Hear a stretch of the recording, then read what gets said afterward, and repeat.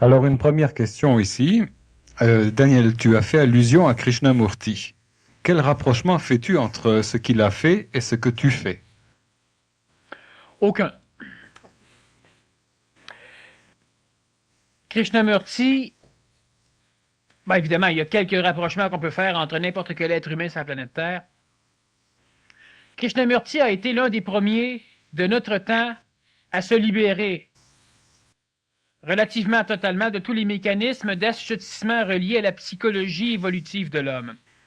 Krishnamurti a été l'un des premiers à se libérer de ce que les antiques religions connaissent sous les terminologies de force satanique ou luciférienne. Krishnamurti a été aussi le premier qui a découvert que par la parole, on pouvait apprendre.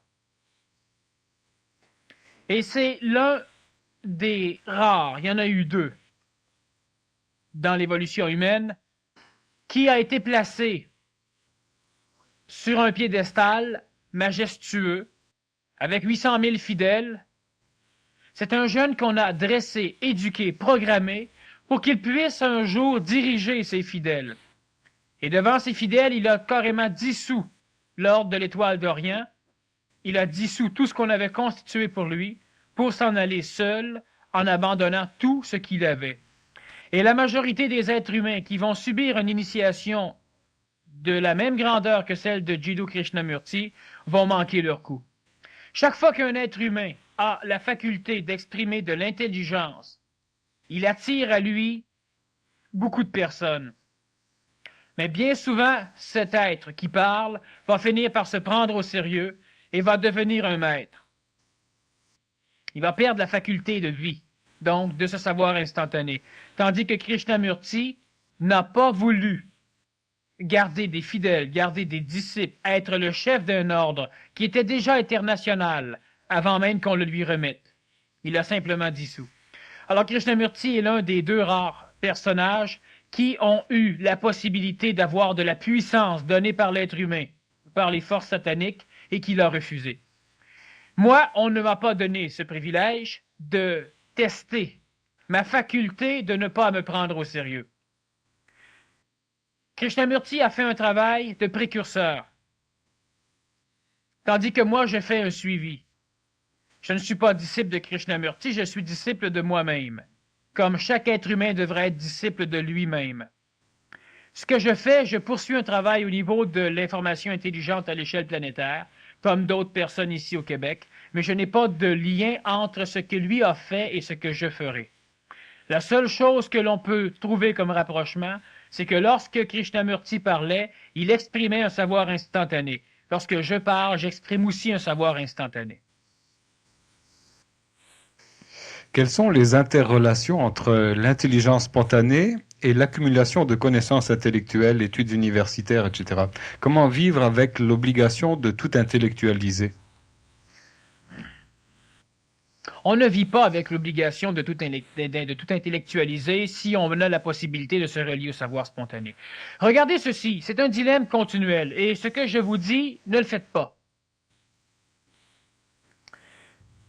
Si une personne aurait la faculté, exemple, d'ego, ce qui n'est pas le cas, si une personne aurait la faculté, exemple, d'ego, de décider qu'elle s'en sort, alors elle abandonne tout ce qu'elle a et elle s'en sort. Mais la majorité des êtres humains qui vont essayer d'abandonner tout ce qu'ils ont vont perdre tout ce qu'ils auraient pu avoir. Alors ce n'est pas un mécanisme à essayer. Mais on ne nous oblige pas. Dans le contexte où l'homme n'est pas capable de s'assurer d'un contact supramental, il est obligé de s'assurer d'un contact astral, d'un contact mémoriel. Tant que l'humain n'est pas capable de vivre ce savoir spontané sans avoir peur de le vivre, sans avoir d'incertitude face à la conscience supramentale, sans se demander si un jour celle-ci ne fonctionnera pas, si celle-ci va l'abandonner. Sachez que l'énergie intelligente n'abandonne jamais l'humain. C'est l'humain qui abandonne l'énergie intelligente. Et si un homme a le moindre parcelle d'ego, il abandonnera sur l'énergie intelligente à un moment donné de sa vie. Alors, Quelle interrelation? Aucune. Comment faire pour vivre les deux mécanismes? Il n'y a aucun problème. Lorsque l'homme doit intellectualiser, il intellectualise, sauf s'il est capable d'entrer en contact avec le savoir instantané. Alors il saura qu'il est en contact parce qu'il pourra même instruire son professeur. Si la personne n'a pas la faculté d'avoir un contact lorsque cela est nécessaire, elle se servira encore de ses mémoires. Répondre à cette question-ci, on pourrait dire dans certains contextes, fous donc tout ce que tu intellectualises en l'air et commence donc par t'occuper de ta vie immédiatement. Sauf que ce que tu intellectualises, si ça va être nécessaire pour te permettre de vivre, de gagner de l'argent au niveau de notre société, gagne de l'argent. Intellectualise, et lorsque tu auras suffisamment de potentiel financier, disons juste un travail assuré, tu pourras commencer à cesser l'intellectualisation pour commencer à t'occuper de la conscience spontanée. On va dire, c'est bizarre de dire ceci. De dire que vous devez assurer vos bases matérielles avant d'assurer vos bases spirituelles ou avant d'assurer vos bases supramentales. Tout à fait normal. Parce que lorsque l'homme n'a pas de base matérielle suffisamment puissante, il se fait sucer en énergie par le bas, ce qui fait qu'il n'a même plus la faculté d'aller chercher le contact supramental. Pour l'instant, la grande majorité vont poursuivre ce qu'ils ont commencé. Et c'est le chemin. Sauf que la personne doit juste prendre conscience que la pensée est une forme très limitée. La pensée est un enseignement, c'est-à-dire qu'on a instruit la pensée que celle-ci était quelque chose. Qu'est-ce qui a peur de mourir? C'est la pensée. C'est la pensée qui a peur de la mort, pas la vie. Parce que la mort n'existe pas par rapport à la vie. Il y a une transformation radicale, une transformation qui n'est pas connue de la pensée. La pensée, c'est elle qui permet à l'homme d'être manipulé. Et la pensée, elle est instruite, qu'elle a la puissance. La pensée permet la création de l'ego, donc de l'orgueil par la suite. La pensée est une forme de manipulation. La pensée, ce n'est que le reflet de ce qui habitait l'être humain réel et authentique avant sa descente sur le plan planétaire. La pensée est le reflet de l'intelligence. L'intellectuance, c'est le reflet de l'intelligence. Un jour, une forme énergétique qui ne porte pas de nom est apparue sur un plan plus densifié en temps et en espace, donc sur le plan planétaire, de façon à constituer une expérience pour lui-même. Il s'est pluralisé en esprit, donc dans différents corps, et pour se rappeler du fait qu'il était là. Et c'est important. Pour se rappeler du fait qu'il était là. Il s'est donné un mécanisme, l'ombre de l'intelligence, il s'est donné le mécanisme de la mémorisation. Il s'est permis de penser. Pensant, il se souvient. Se souvenant, il se rappelle qu'il a été. Se rappelant qu'il a été, il croit savoir qu'il est. La pensée, elle n'a comme stricte fonction que de faire dire à elle-même qu'elle est là. L'homme sait qu'il est là, s'il pense. Mais l'homme ignore totalement qu'il vit s'il ne pense pas. Et l'homme doit savoir qu'il est là, parce que sachant qu'il est là, il aura automatiquement peur de ne plus être là. Ayant peur de ne plus être là, l'homme va immédiatement cheminer vers la recherche d'une consistance, vers la recherche d'une certitude qu'il saura éternellement qu'il est là. Même après la disparition de son corps physique, la psychologie, la pensée veut savoir si elle va pouvoir poursuivre sa pensée. Et ce mécanisme permet donc, oblige l'homme, oblige la femme, oblige l'humain, à créer des expériences qui vont servir de nourriture. De nourriture à la mémoire, de nourriture à ce que l'antique religion appelle les esprits sataniques, de nourriture à l'astral collectif, de nourriture à la société. La preuve que l'expérience vivante de l'homme sert de nourriture à la conscience psychologique de d'autres hommes, ce sont les journaux, les masses médias. Vous lisez, ce qui s'est passé vous nourrit psychologiquement. Ça nourrit votre émotion, ça vous rend joyeux, ça vous rend triste, ça vous manipule. Et le fait que la pensée a la faculté d'être nourrie par la pensée fait que l'homme est sans cesse en recherche de moyens de s'exprimer. Alors l'homme peint, il fait des peintures pour s'exprimer.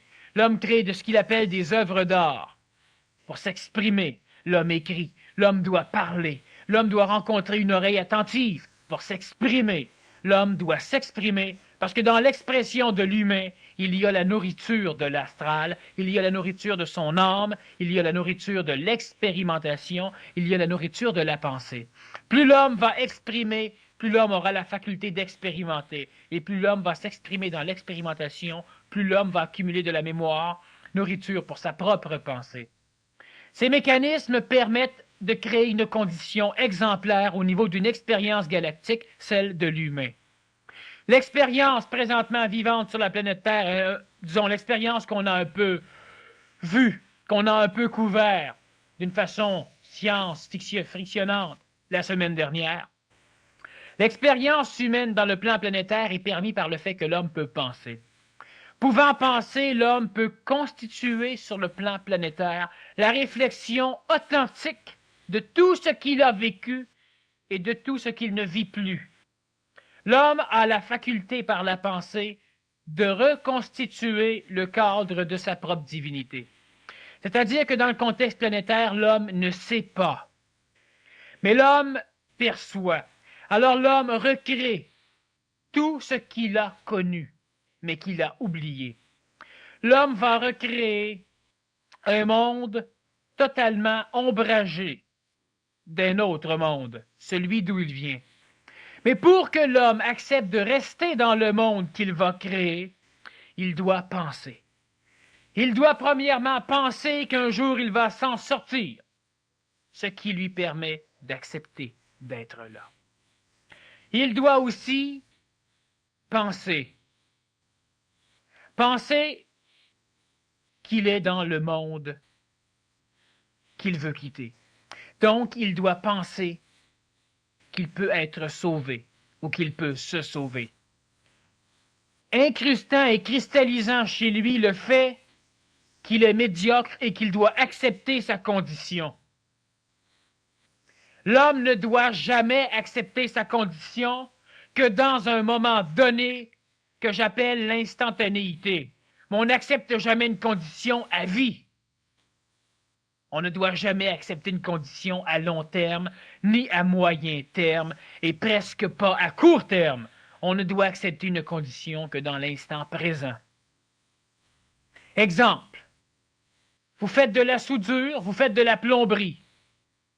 Pour souder, vous avez des bouts de fil. Vos tuyaux sont tout sales, vous devez les nettoyer à la laine d'acier avant de les souder. Acceptez-le, parce que vous devez faire le travail. Mais acceptez-le pas comme étant un fait à court terme, à moyen terme ou à long terme. Demain matin, vous allez devoir vous équiper d'outils propres, de tuyauterie propre. L'homme ne doit jamais accepter à long terme, mais le mécanisme de la pensée fait qu'il accepte à long, moyen et court terme. Acceptant à long, moyen et court terme, l'homme accepte d'être ce qu'il croit être, une espèce déchu, refusé d'un plan intelligent.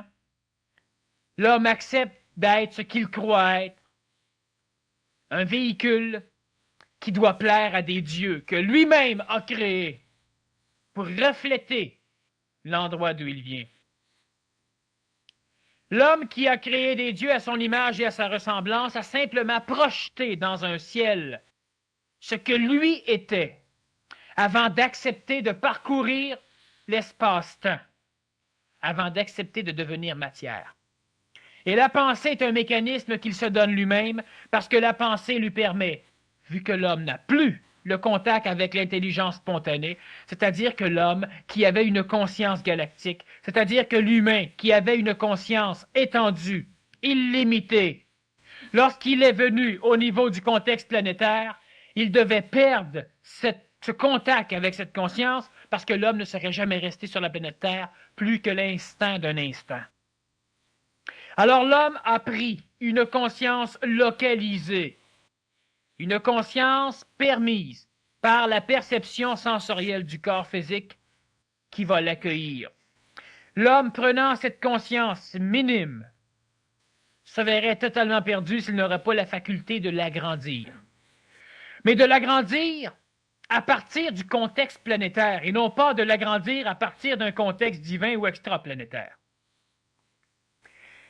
L'homme qui vient au niveau planétaire a la faculté d'agrandir sa conscience, d'étendre le champ de sa conscience. Mais ce champ de conscience ne doit être étendu qu'à partir de l'illusion créée par la vie terrestre. C'est-à-dire que lorsque l'homme, qui n'a pas suffisamment d'énergie intelligente pour comprendre son rôle et sa fonction dans l'univers, n'a pas le droit, n'a pas le privilège, il se l'interdit lui-même, avant son incarnation ou sa terrestrification, il se l'interdit lui-même pour la simple raison que s'il aurait la conscience galactique, il pourrait, s'il reste au niveau planétaire, manipuler l'humanité pour en empêcher les expériences, ce que Lucifer a tenté de faire, et c'est pourquoi dans l'antique religion, on parle d'un être de lumière déchu. Alors l'homme se doit d'avoir une conscience plus vaste que la conscience localisée biologique, et cette conscience plus vaste qui va lui permettre d'accomplir de l'expérience au niveau planétaire pour connaître la matière. Cette conscience nouvelle, ancienne chez l'homme, mais nouvelle par rapport à ce qu'il a été, va être une conscience qui va être élaborée à partir du mécanisme de la mémorisation, du mécanisme de l'orchestration des mémoires, donc de la pensée. Alors l'homme descend sur le plan planétaire, il ne sait plus du tout où il est, ni d'où il vient, ni où il va. Et c'est normal parce que s'il saurait, il partirait. Alors l'homme est obligé d'avoir une conscience localisée, la biologie physique, qui fait qu'il veut téter à la naissance, qu'il fait qu'il défèque et il urine, qu'il fait qu'il vit. Alors l'homme doit maintenant, pour pouvoir accomplir de l'expérience planétaire de façon à créer le cadre de son propre évolution, le cadre de l'évolution, non pas de l'homme biologique, mais le cadre de l'évolution d'un homme divin, c'est-à-dire d'un Dieu humain. Alors l'homme commence à accumuler de l'expérience, il la mémorise, il l'orchestre, il pense sur sa mémoire. Parce que l'homme pense toujours sur sa mémoire. Pensant sur sa mémoire, l'homme observe l'extérieur et il dit « Je ne perçois pas plus loin ». Alors cette pensée permet un tissage autour de la périphérie de perception de l'homme. Et ce tissage va créer le cadre limité de la conscience humaine terrestre. Alors l'homme va dire la réponse à mes questions sont ceci, et ça c'est le tissage qui fait que l'homme s'englobe dans une sphère qu'il va appeler sa conscience, sa vérité, sa réalité. Mais l'homme n'est pas un être totalement démuni de facultés intelligentes, même s'il n'a pas la volonté et la puissance de l'exprimer. Alors l'homme va communiquer avec d'autres humains de ses réponses qui créent autour de lui un halo qui est sa conscience. Communiquant avec d'autres humains par la pensée, il finit par faire des compromis entre la sphère, entre la périphérie de sa conscience. Il va être capable d'inclure quelqu'un d'autre dans sa conscience. Alors les deux vont s'allier ensemble, et plus il y aura d'humains inclus dans cette conscience, plus le champ de la conscience d'un seul être humain prendra de l'ampleur, jusqu'à créer des religions ou des sociétés. Alors l'homme a une conscience énorme. L'homme a une conscience sociétaire. L'homme a une conscience qui englobe le vécu de toutes les familles de sa société. L'homme a même une conscience qui lui permet d'englober la planète, ou une partie de la planète. L'homme a une conscience nationale. L'homme a une conscience planétaire. Par le fait des médias d'information et par le fait de la religion, qui, au-delà de la société, va être capable de s'étendre à l'échelle des continents, pénétrant même les autres sociétés. Mais on ne doit pas, par la pensée, arriver à créer un consensus, à créer une seule conscience. Donc, une seule religion ne peut pas exister sur le plan planétaire parce que cela obnubilerait la pensée de l'homme. L'homme ne lutterait plus, l'homme se confinerait dans cette conscience unitaire et l'homme s'oublierait sur la planète Terre, attendant sans cesse d'être sauvé. Alors, automatiquement, l'intelligence qui va constituer l'expérience de l'homme va obliger d'autres entités humaines à constituer d'autres cadres de conscience pour collectiver d'autres consciences humaines de façon à créer une polyreligiosité planétaire, de façon à constituer plusieurs religions, de façon à constituer plusieurs nations. Alors on aura le capitalisme, le communisme, le socialisme, etc. Alors on aura le shintoïsme, on aura l'hindouisme, le christianisme, le confucianisme, le bouddhisme, etc. Pour la simple raison que tant que l'être humain n'a pas fini l'expérimentation du temps et de l'espace terrestrifié, il ne peut pas s'assujettir à une conscience, à une seule conscience. Cela ne peut pas être. La pensée de l'homme, elle va donc susciter chez celui-ci la faculté de s'illusionner qu'il a raison, alors qu'il ne peut pas avoir raison. Lorsque l'homme va cesser de penser, lorsque l'homme qui a pensé va cesser de penser, il aura ce contact instantané, parce qu'il aura maintenant la faculté énergétique de supporter le savoir. Alors là, seulement l'homme, la femme, saura d'où il vient, ce qu'il a à accomplir, et il pourra le comprendre, il pourra l'intégrer, il pourra le cellulariser. Alors l'homme qui va comprendre maintenant d'où il vient et ce qu'il fait, restera pour le faire. Tandis que chez l'être ancien, celui qui pense, s'il le sait, il veut fuir. La preuve qu'il veut fuir, alors on va dire à l'homme, ne fais pas ceci, parce que tu n'iras pas au paradis. N'importe quel être humain présentement sur la planète Terre, si quelqu'un, si un esprit, si un Dieu, si moi ou si quelqu'un d'autre vient le voir et lui dit, si tu dis oui, je te permets d'être sauvé immédiatement. Alors il dit oui. Et c'est pour cela que l'homme, que l'humain pense. C'est pour cela que l'homme pense. Pour ne pas avoir la faculté de savoir, on l'oblige à essayer de comprendre. Tu veux que je fasse un show? Parfait. On a un véhicule automobile qui est placé devant une porte de garage de cette bâtisse, et il y a un autre véhicule automobile derrière la porte de garage, et ces deux véhicules sont en conflit présentement. Un grand Le Mans Marine.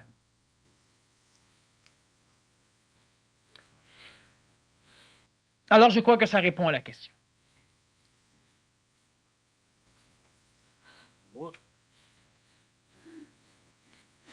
Il est important que vous ne vous gêniez pas, justement, si vous avez des questions posées au fur et à mesure, vous les amenez. À quoi ça sert de s'instruire si ce n'est que pour nous retarder? À quoi sert d'instruire l'homme de vos sujets, car il n'en retirera que des pensées? Je ne suis pas certain que le monde aurait dépassé le temps de Cro-Magnon s'il n'y avait pas eu la connaissance pratique scientifique. Je ne sais pas si c'est la même personne qui pose les deux questions, maintenant je le sais. Elle a répondu. À quoi sert d'instruire l'homme de vos sujets, car il n'en retirera que des pensées? À quoi nous a-t-il servi de s'instruire si ça n'a été que de nous retarder? Je ne suis pas certain que le monde aurait dépassé le temps de l'homme de Cro-Magnon s'il n'y avait pas eu la connaissance pratique scientifique. À quoi ça sert? Mais à ça. Ça l'a servi l'homme. Ça l'a servi l'homme d'une façon terrible. Ça l'a permis à l'Australopithèque de devenir, comme tu disais, l'homme des tavernes après l'homme des cavernes. Ça l'a permis à l'humanité de devenir un véhicule suffisamment puissant pour maintenant avoir la possibilité de cesser de penser. Je ne peux pas aller voir une personne dans un pays sous-développé et lui dire « ne pense plus ». Non, si elle ne pense plus, elle va mourir. Parce qu'elle n'a pas la faculté d'exprimer un savoir spontané. Je vais dire à la personne « ne penses-tu pas qu'il y aurait ceci, ceci, ceci, ceci de possible ?» Et je m'en vais. Et la personne va penser. Et elle va faire ce qui est écrit ici. Elle va évoluer au niveau scientifique, au niveau pratique, au niveau psychologique, au niveau pragmatique, au niveau spirituel, de toutes les façons.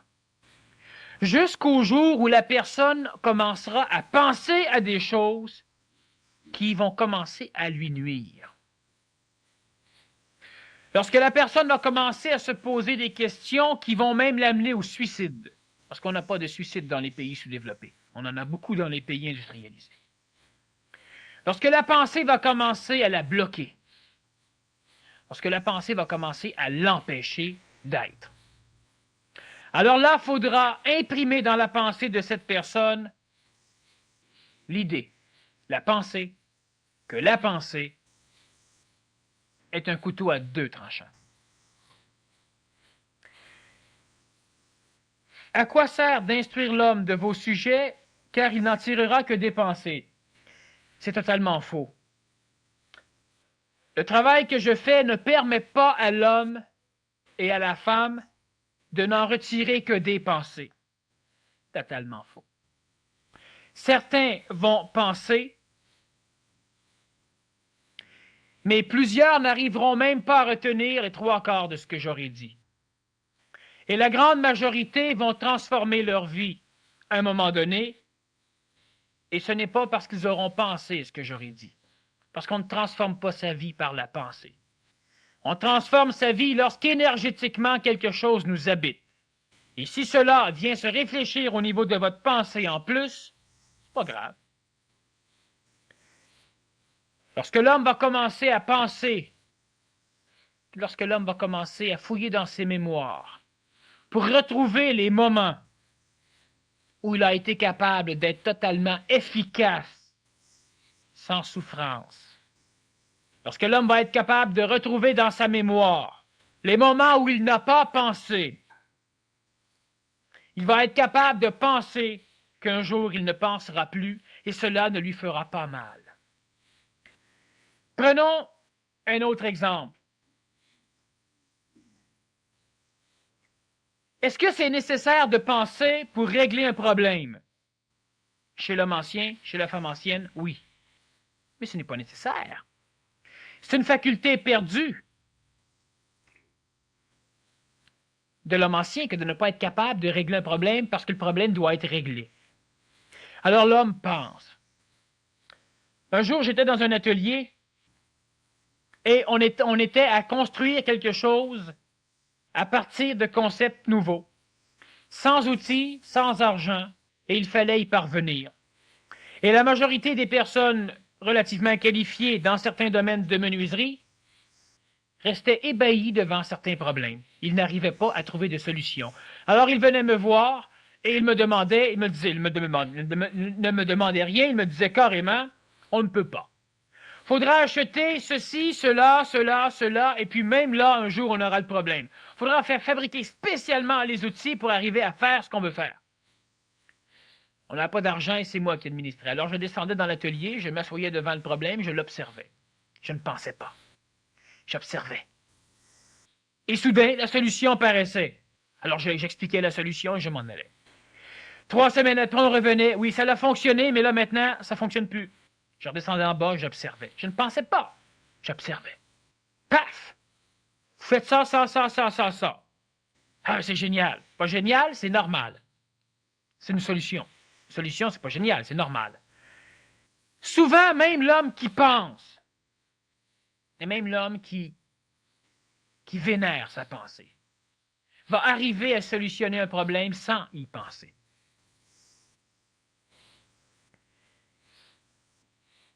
Parce qu'il a la faculté à ce moment de se relier à un savoir instantané. Et lorsque l'homme a la solution, se fout royalement d'où il l'a pris, et il s'en sert, il dynamise, il est content, c'est son idée. Ce n'est pas son idée. C'est une idée que lui a captée et qu'il va exprimer. Une minuscule parcelle de l'idée. Dans l'Antiquité, la pensée a été nécessaire pour permettre la constitution du cadre d'évolution, je l'ai dit. Alors ça précise ce qui est écrit ici. Je ne suis pas certain que le monde aurait dépassé le temps à Cro-Magnon s'il n'avait pas eu la connaissance pratique scientifique. Voilà à quoi a servi la pensée, à constituer le cadre de l'évolution. Il n'est pas totalement constitué, l'homme va encore y penser suffisamment. Et lorsque l'homme aura pensé suffisamment à la peur de mourir et qu'il aura peut-être cristallisé la mort nucléaire chez lui, alors, à un moment donné, l'homme va cesser de penser pour commencer à vivre. Il faut bien comprendre que l'être humain, avant qu'il pense, ne vivait pas. Il pensait, mais il ne le savait pas. Aujourd'hui, l'homme pense et il le sait. Alors, seul l'homme qui pense et qui le sait. Et ne venez pas me dire que toutes les personnes de la société le savent qu'il pense. C'est faux.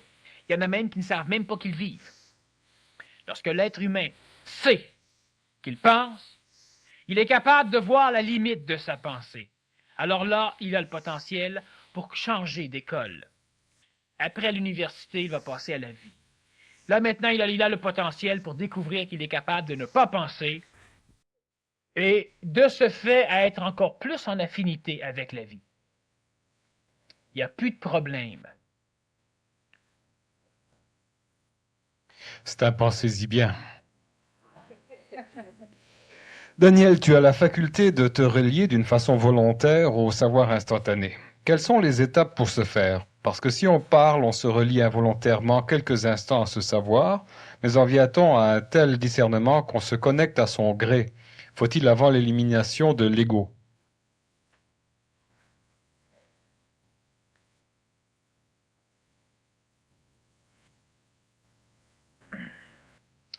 La première chose qu'il faut comprendre, c'est la première partie de la question. Tu as la faculté de te relier d'une façon volontaire au savoir instantané. Je réponds à cette personne. Donc, les autres n'écoutez pas. Est-ce que la manière dont la pensée a structuré cette question, parce que c'est une question structurée par la pensée, parce qu'elle commence déjà par se placer dans un cadre qui n'est pas réel. Elle se dissocie de mes possibilités et elle applique sur la question qu'elle ne les a pas, mais que moi je les ai. Donc, elle me place sur un piédestal. Et si la personne qui a posé la question dit non, c'était que ce n'était pas nécessaire d'écrire, tu as la faculté de te relier d'une façon volontaire au savoir spontané, pour poser la question suivante, quelles sont les étapes pour se relier au savoir spontané? Parce que si on parle, on se relie involontairement quelques instants à ce savoir, mais en vient-on à un tel discernement qu'on se connecte à son gré? Faut-il avant l'élimination de l'ego? Ce n'était pas nécessaire de poser la première partie qui venait justement de l'ego. Si la personne ne fait que poser des questions et observe, j'ai déjà dit, on a déjà dit avant moi, mais tout le monde s'en fout, que dans chaque question, il y a la réponse. Une grande partie de mon savoir instantané vient du fait qu'on me pose des questions. Tout à l'heure, c'est ce que j'ai dit. Parce que moi, j'ai la faculté d'interpréter l'intelligence de l'homme ou de la femme qui pose la question, ce qu'elle se refuse. Je prends la question, j'écoute la question ou je lis la question et la réponse, elle est dedans. Alors, je dis la réponse. Et on me prend pour je ne sais quoi. Les étapes pour ce faire, l'exprimer.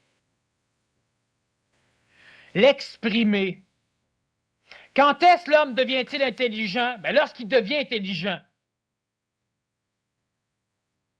C'est sûr que le gars qui parle comme ça, ben, qui veut être intelligent, il peut être drôlement intelligent. Sauf que s'il veut rester comme qui est, puis devenir intelligent, il ne pourra pas. Vous voulez conserver vos mémoires et rester ce que vous êtes, vous allez réussir. Vous allez rester ce que vous êtes. Vous ne serez pas mieux. Il faut être prêt à abandonner.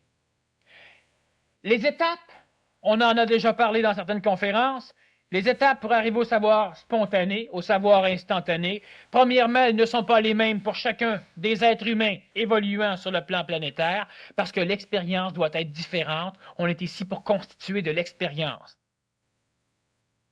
Une expérience galactique, qui n'a rien à voir avec l'expérience égoïque. Certains vont parvenir à ce contact avec le savoir spontané en tout dernier. La grande majorité vont y parvenir en dernier, mais ce n'est pas Ce ne sera pas décidé par vous-même. Vous ne déciderez pas quand vous aurez ce contact. Une chose qui est certaine, c'est que le fait d'être venu ici ce soir pour entendre parler de l'intelligence spontanée est déjà une forme de sélection que vous vous êtes donnée. Les personnes qui, ici ou ailleurs, entendent parler, ce sont des personnes qui déjà se dirigent vers ce savoir spontané, à leur insu ou à leur su. Certains vont passer par des souffrances mentales. Certains vont passer par des formes initiatiques créées par l'intelligence. Parce que dans les premiers temps, certains êtres humains, contre leur gré, vont être obligés d'être intelligencés pour la simple raison que cela se doit d'être fait. Quelles sont les étapes? Ça ne regarde plus personne.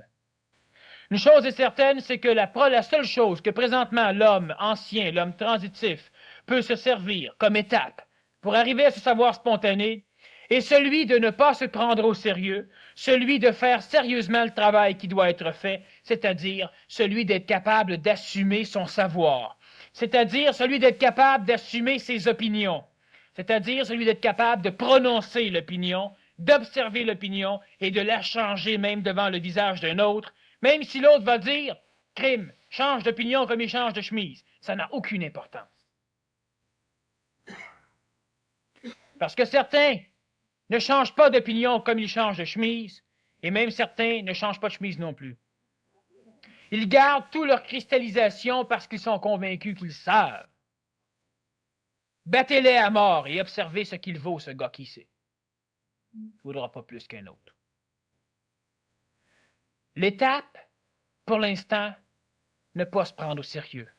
Cela veut dire être capable d'accepter ce savoir instantané. Cela veut dire d'être capable de répondre. C'est intelligent ce que je viens de dire, mais c'est pas ça pantoute. Fait qu'on recommence. Les autres vont dire crime, c'est un fou, puis après, ça va changer quoi dans votre vie que les autres pensent que vous soyez fou ou folle?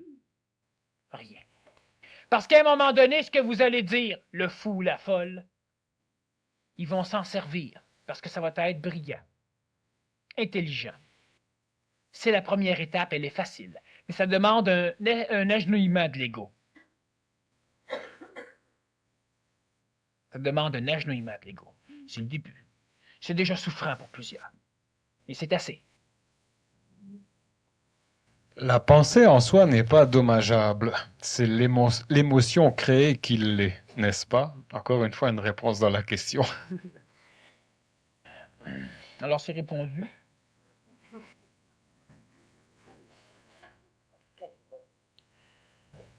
Peux-tu expliquer la différence entre penser et réfléchir? On les a, les questions.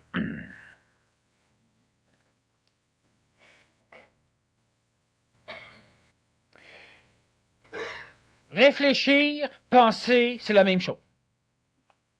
Sauf que la pensée est inclue dans la réflexion, tandis que la réflexion n'est pas inclue dans la pensée.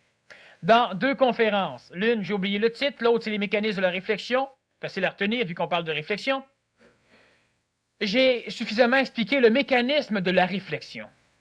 Réfléchir veut dire être capable de faire en sorte qu'une énergie particulière puisse être réfléchie comme dans un miroir, et l'homme, ce qui sert de panneau de réflexion est la conscience de l'homme.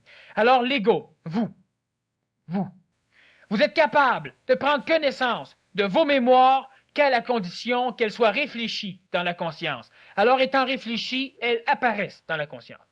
Lorsqu'une image est réfléchie dans un miroir, l'image est dessinée dans le miroir. Le miroir est la conscience de l'homme. Ce qui est réfléchi dedans est conscientisable par l'humain, il est perceptible par l'humain. Il réfléchit. Lorsque l'humain réfléchit émotivement, il n'y a que des émotions chez lui. Lorsque l'humain réfléchit au niveau mémoriel, il pense. Lorsque l'humain réfléchit au niveau supramental, il réfléchit encore. Mais il intelligencie. Il ne pense plus. C'est la différence entre la pensée et la réflexion. Une personne ici qui dit « J'ai un sens de l'humour axé sur la spontanéité. Je possède la facilité d'exprimer des jeux de mots qui me viennent à l'esprit sans que j'y pense. Si je me force intérieurement à dire des phrases des phrases et l'humour subtil, j'échoue complètement. Suis-je branché à une énergie active ou une expérience réincarnative? C'est une bonne farce. Bon, alors vois-tu, le fait d'être capable d'avoir des jeux de mots suffisamment orchestrés pour être drôle, parce que l'homme nouveau, la femme nouvelle sont des êtres qui vont rire. Pas de l'homme ancien, mais qui vont rire d'eux, qui vont avoir du fun, qui vont s'amuser. Les jeux de mots sont faciles seulement lorsque l'énergie mentale d'un être humain est suffisamment élevée en vibration pour pouvoir commencer à orchestrer la parole. Alors là, on dit il a un esprit subtil. Il n'a pas d'esprit subtil, mais il a un mental subtil.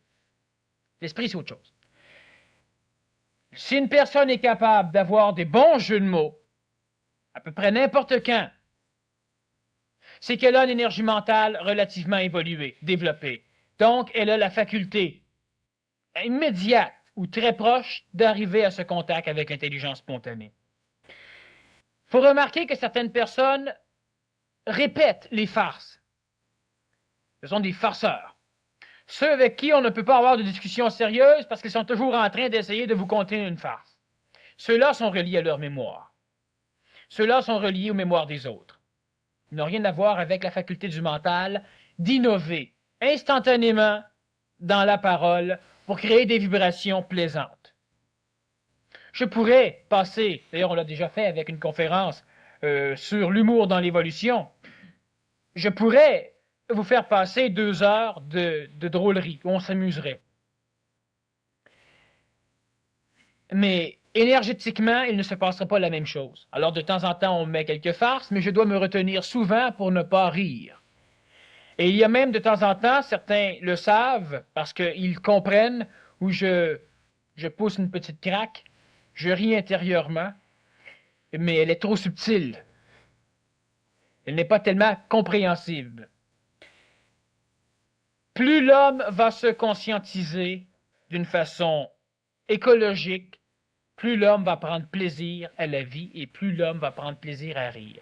La personne donc, en l'occurrence Serge, qui a la faculté d'avoir de bons jeux de mots, il a donc la faculté aussi de se relier à l'intelligence spontanée. Et lorsqu'il sera relié à l'intelligence spontanée, il ne fera pas de jeu de mots. Et il aura une énergie différente dans sa parole. Présentement, il a un bon mental. Qu'est-ce que l'ajusteur de pensée? Est-ce que tu as d'autres questions avant?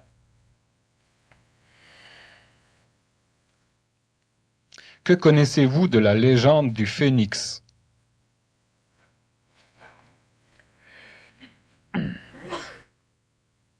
Je peux connaître beaucoup de choses.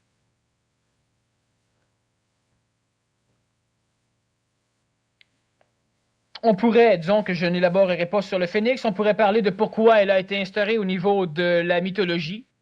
On pourrait parler aussi de ce qu'elle a voulu enseigner à l'homme. Certains vont dire la réincarnation, alors je pourrais parler de tout ce qui a été compté au niveau du phénix. Certains pourraient parler de la réincarnation. On pourrait parler de la vie après la mort. On peut aussi parler du fait que l'homme qui arrive sur le plan planétaire est là pour un passage et dans une initiation par le feu, il va renaître. On peut parler de plusieurs choses au niveau du phénix. C'est un enseignement mythologique qui a été donné à une entité particulière de l'époque, à une race particulière de l'Europe. Et disons qu'on pourrait élaborer une conférence complète même sur le phénix, ce qui n'est pas intéressant. Chose qu'on doit comprendre, c'est que la mythologie du phénix a été donnée à l'homme. D'ailleurs, toutes les mythologies ont été données aux humains par des intelligences, de façon à orchestrer un peu, de façon à permettre la réorchestration dans le contexte matériel de ce que l'homme pourrait ou de ce que l'homme a vécu avant d'être humain. Évidemment, c'est coloré. Évidemment, c'est charrié. C'est-à-dire que c'est adapté à l'humain. Si on prend l'exemple de ce que c'est une mortalité, parce que le phénix est un enseignement alchimique.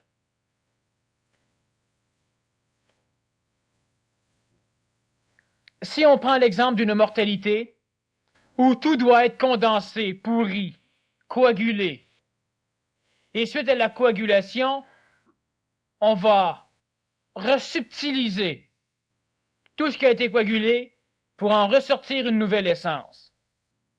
Nouvelle, supérieure, meilleure, plus forte.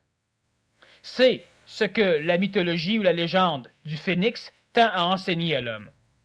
La personne qui me pose cette question doit donc avoir suffisamment de connaissances au niveau du phénix pour comprendre mes réponses.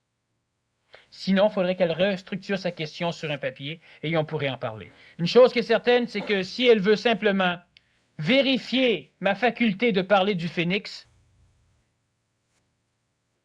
je ne veux pas qu'elle vienne me voir après la conférence et on pourra en parler 2 jours de temps.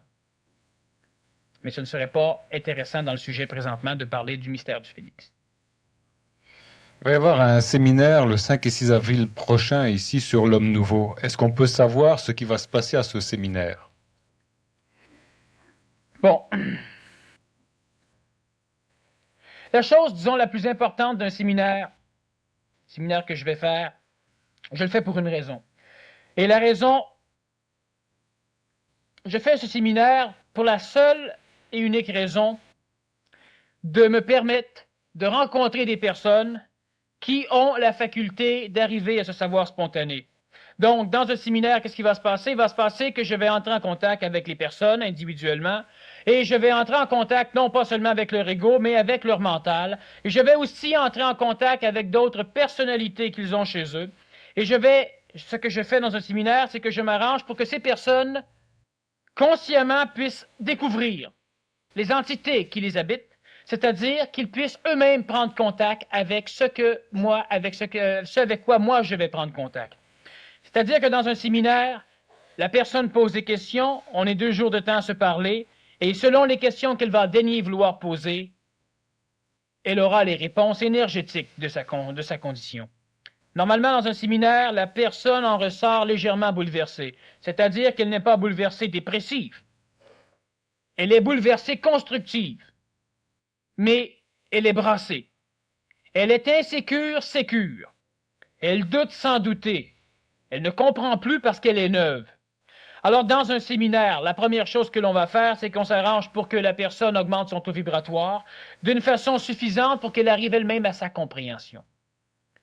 Et c'est ce qui fait peur dans un séminaire. La personne, elle va coucher chez elle la première nuit. Rares sont ceux qui vont dormir toute la nuit.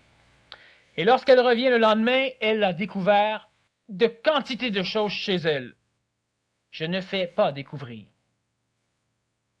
Mais dans un séminaire, la personne peut arriver à se relier. C'est facile, vous savez, de se relier. Combien de temps le contact va durer, ce n'est pas important. Lorsque l'ego a expérimenté le contact, il sait c'est quoi. Alors il saura où chercher et il saura aussi quoi laisser tomber. Qu'est-ce qui se passe? Il se passe différentes choses, des ajustements au niveau étymologique, mais le grand fondement du séminaire sur l'homme nouveau, ou sur l'être nouveau, est surtout de faire en sorte de brasser ce qui à l'intérieur empêche l'humain d'arriver à ce contact spontané. Toute l'orchestration d'ailleurs du programme Être contrôleur est axée sur la libération de l'homme de ce qui l'empêche d'être. Alors évidemment, le séminaire est aussi axé sur ce phénomène. Alors c'est un séminaire intensif, c'est-à-dire que les personnes passent plusieurs heures en compagnie d'eux-mêmes et de moi-même, et lorsque le séminaire est fini, pendant quelques semaines, la personne va être dans cette énergie où elle aura la faculté de pouvoir comprendre. Ceux de toute façon qui veulent avoir de l'information sur le séminaire, donc la personne qui pose la question, elle n'a qu'à rencontrer d'autres personnes qui ont fait le séminaire. Je crois que c'est la meilleure façon de savoir comment ça se passe et qu'est-ce qui se passe. Alors, le prochain séminaire va être un peu plus dynamique, étant donné qu'aucun des séminaires est le même. On pourrait dire que plus vous attendez, plus vous aurez un séminaire qui sera bon. Je sais que je vends toujours mal. C'est ça le savoir spontané, on dit ce qu'il y en est. Et c'est aussi pourquoi, intelligemment, là je vais vendre bien. La personne qui fait le séminaire une fois peut le refaire n'importe quand sans que cela lui coûte un cent. Alors donc, le prochain séminaire est un séminaire qui va être relativement dynamique. Cela veut dire que les personnes auront donc C'est ça, ceux qui veulent à un moment donné faire un travail sur eux qui sera convenable, qui sera brassant, qui sera rapide, qui sera dynamique. Pas une cochonnerie où tu sors de là et tu sais pas trop si, en fin de compte, ça valait la peine. D'ailleurs, la personne qui ne sait pas trop, il n'y a pas de problème, ça ne lui coûte absolument rien, ce séminaire. Parce qu'on le centre le rembourse. Mais et ça c'est important parce que pendant longtemps, je filtrais ceux qui faisaient le séminaire, c'est-à-dire que je les rencontrais avant pour les éliminer. Disons que de plus en plus, les conférences étant ce qu'elles sont, les personnes sont de plus en plus préparées. Alors, on n'a plus besoin de filtrer, mais plus on a un public qui est préparé, les conférences sont relativement plus hautes. Le séminaire est aussi beaucoup plus intensif. Les personnes qui sont intéressées à faire un travail ou à se faire travailler par eux-mêmes, sur eux-mêmes, c'est ça qui se passe dans le séminaire. Y a-t-il un rapport entre la pensée instantanée et l'énergie canalisée par la pyramide? Non, Je continue pas la question. je ris pas de la personne, Non? je ris des relations qu'on va faire. Ok. Est-il bon à l'humain de s'exposer à l'énergie canalisée par la pyramide? Est-ce que c'est la dernière question? Non, il y en a encore deux, trois. Ben, il y en a une qui dit je ne peux pas poser de questions, je suis obligé d'y penser. Ça fait que là, ça c'est réglé. L'autre qui dit j'ai une question, mais elle est hors sujet. Remarque qu'elle n'a sans doute pas dû penser à ça en l'écrivant, et elle l'a écrit parce qu'elle trouvait ça plaisant, et c'est tout à fait plaisant. C'est impeccable.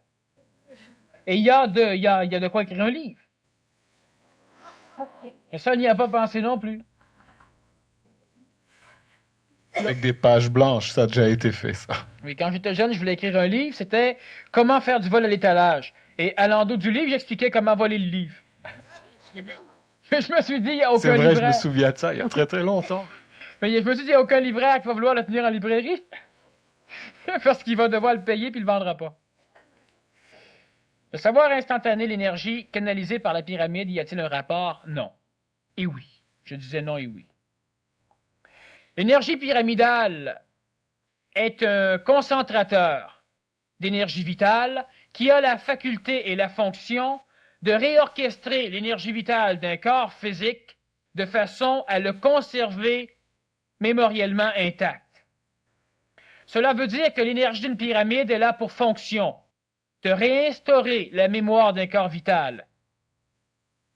Quelqu'un est malade, ça peut guérir. On met une plante, elle va pousser mieux. On met une lame de rasoir qui a été désaffûtée, elle va retrouver son tranchant. La mémoire primordiale après la fusion du métal va être réinstaurée sous la pyramide. Et une fois que cela est fait, l'énergie pyramidale a pour fonction, une fois qu'elle a réinstauré, de conserver la mémoire de cette chose. Elle momifie. Cela veut dire que lorsque est-il bon à l'humain de s'exposer à l'énergie canalisée par la pyramide, s'il veut être momifié, oui. C'est intéressant pour les morts vivants, ça. D'ailleurs, la majorité, oui, il y a plusieurs hommes anciens et femmes anciennes qui recherchent l'énergie momilisante d'une pyramide. L'énergie pyramidale, on la vante parce qu'elle a des effets scientifiquement visibles. Mais on ne comprend pas pour la simple raison qu'on ne peut, hélas, au niveau de l'homme et de l'être ancien, se fier qu'à l'expérience permettant la pensée. Alors on pense. Et c'est correct, c'est normal. Un jour, l'homme fera mieux, la femme fera mieux, ne pensera plus. Alors là, elle saura. Elle saura que si elle dort en dessous d'une pyramide, lentement, son énergie psychologique va être rabaissée en vibration. Toute l'évolution qu'elle a eue va être éliminée lentement, graduellement, parce qu'on veut réinstaurer le cadre primaire. Elle est malade, elle peut retrouver la santé. Elle est en santé, elle va commencer à perdre de la vitalité. Elle va commencer à avoir des cauchemars si elle dort sous une pyramide. Elle va commencer à avoir des problèmes. Elle va commencer à perdre en vibration parce qu'on la reconstitue comme elle était à l'origine. Donc, l'énergie pyramidale, géniale, si on veut s'en servir comme silo. On place des grains dans un silo, sous une pyramide. Ces grains vont être reconstitués au niveau vital et ils vont être momifiés. Lorsqu'on va prendre le grain et le planter, même 150 années, 200 ans, 1000 ans après, ça va pousser. Si on regarde, oui. C'est intéressant de mettre des graines pour faire du pain dans 2000 ans, c'est intéressant. Ouais, effectivement, on a un personnage que tu connais qui a fait cette expérience, qui a trouvé des grains de blé dans la pyramide de Khéops et qui les a plantés. Et la germe de blé, que d'ailleurs je l'ai vu derrière chez lui, on était rendu, il y avait de la neige et ça poussait toujours. Bon, c'est un très bon, d'ailleurs il a fait du pain avec. Du pain égyptien.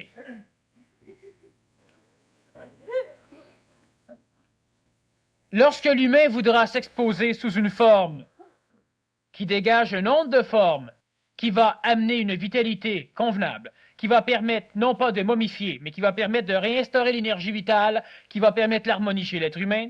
L'énergie vitale qui est une forme planétarisée de l'énergie supramentale, donc c'est la seule relation qu'il y a entre l'énergie amenée par la pyramide, qui condense une forme d'énergie vitale, qui est de l'éthérique planétaire, tandis que l'énergie supramentale est de l'éthérique supramentale, donc de l'éthérique extraplanétaire.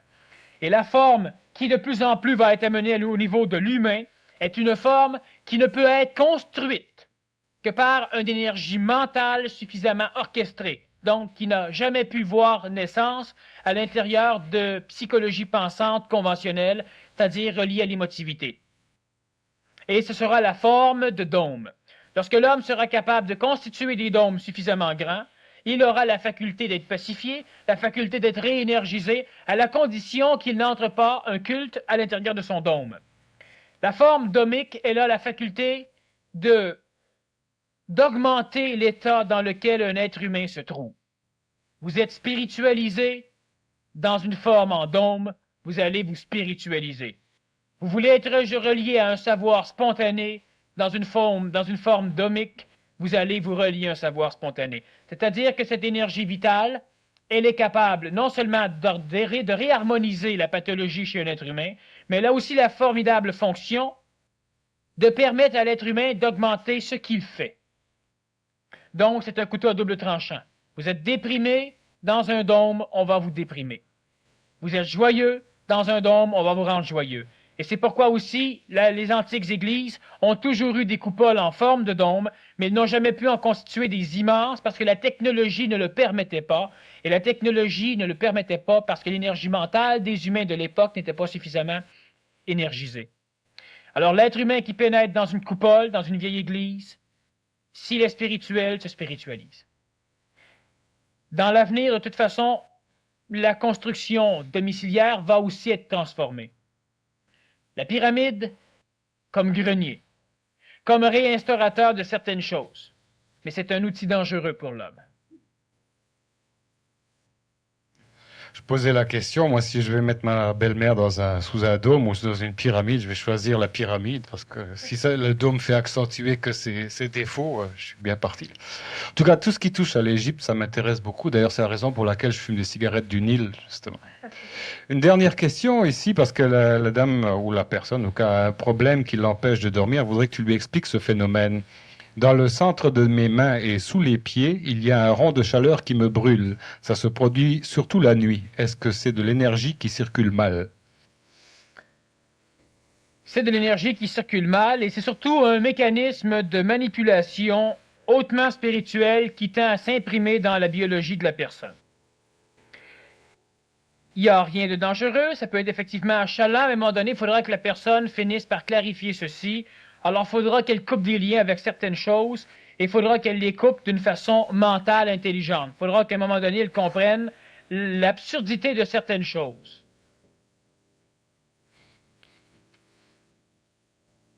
C'est à ce genre de questions, justement, qu'il est intéressant de répondre lorsqu'on a quelques heures à parler avec une personne, mais qu'on ne peut à peu près pas répondre en conférence parce que une petite réponse peut perturber la personne et une grande réponse, premièrement, on n'a pas le temps et ça ne regarde pas tout le monde, non. Qu'est-ce qu'on fait avec la question sur l'ajusteur de pensée?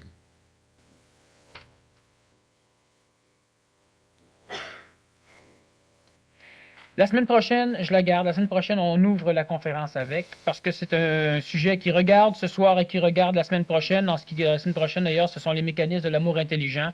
Alors, l'ajusteur de pensée va être celui qui va ajuster le savoir spontané par rapport à l'expression de l'amour chez l'homme nouveau, chez la femme nouvelle. Alors, ce qui fait que je la conserve. On ouvre la semaine prochaine avec cette question sur l'ajusteur de pensée au niveau de la conférence. Bien, c'est un rendez-vous vendredi prochain, donc pour les mécanismes de l'amour intelligent, accompagné de Daniel Kemp-Korot. J'aimerais vous demander, avez-vous remarqué que tous les vendredis, il fait mauvais?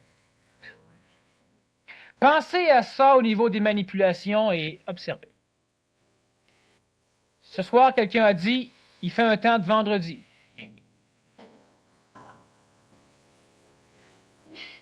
Merci beaucoup, Daniel.